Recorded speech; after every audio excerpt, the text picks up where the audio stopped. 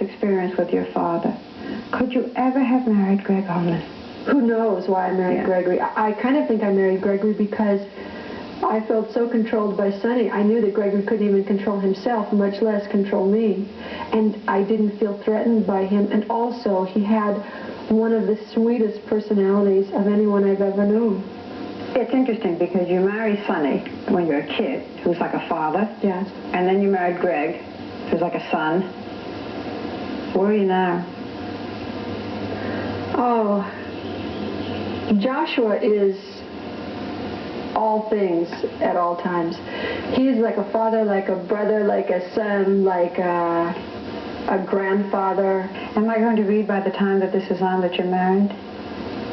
When are you going to do it? No. No. 8/29. When are you going to do it? We were talking about it the other night, and I think you shouldn't marry someone until you've at least been with them for a year. So we were thinking like sometime after September the 9th. I'm not sure. At 3 p.m. You're just thinking about it, but nevertheless. But we've talked about it. I'm really nervous about it. Joshua's not nervous, but of course, you know, he's 29 and never been married, and it's, you know, he's got a lot of faith in it. I'm a little bit more nervous about it. You know, I think the only reason I don't want to get married is because failing in front of America is very difficult.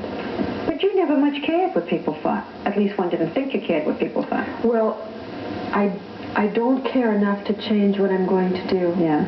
But, of course, it hurts you. I mean, it's hard to have people think of you as kind of this vacuum cleaner with a belly button, you know, and be out there and be fairly intelligent and pretty perceptive and know that people have this kind of strange idea and still be too stubborn to change. Yeah. There was a point, I don't know whether I doubt that you still feel it now, where you said everybody thought you were such a tramp that it was as if you slept with the whole... Right, the Mormon Tabernacle. Mormon Tabernacle choir, yeah. Well, I've been around the block, you know. I haven't been around as much as most of the people that I know, and I'm not exactly sure why, but I like to like someone that I'm with. I've never been one so much for just going out and seeing someone and thinking that they're cute enough to take home.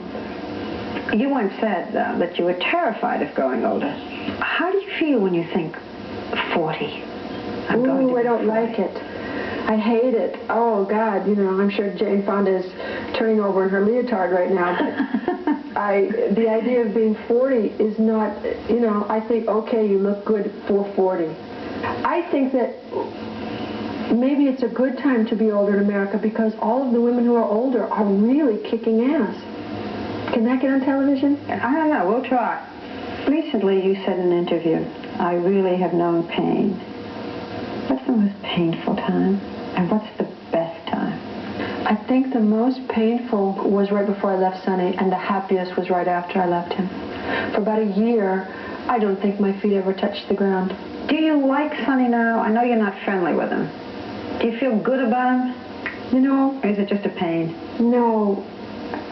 One part of me is really angry with him. Why? Because he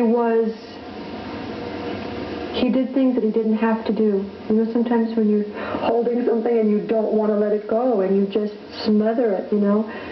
And yet, I think I get a lot of strength and a lot of wisdom from Sonny because Sonny was like my father.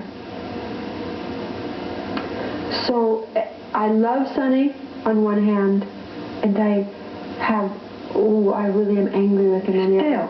Yeah. Because it's now been quite a few years. It's 10 years. Yeah. It really, when I got away from Sonny, I was the happiest person that you ever wanted to meet.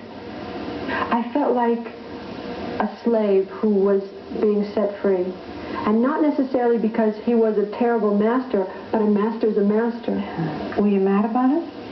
When I met him, was I mad about it? I saw Sonny Bono in a place underneath a radio station. He walked in the door and someone said, "There's Sonny." I turned around to look at him, and I swear to God, and it's never happened to me since, everything went like to star filter around him, and there was only him standing there. And I had never seen anyone. I mean, look, he was ugly. You know, he wasn't much to look at, but here was this really, he had this long hair, and he was dressed like I'd never seen anyone dressed before. And he had this thing, he had this thing.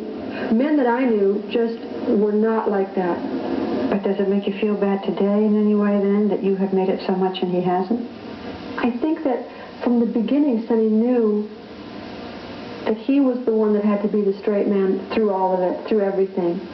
And he never was deluded in thinking that he was the great singer or he was the great talent. But without him, I would have never walked on the stage. There would be no Cher without Sonny.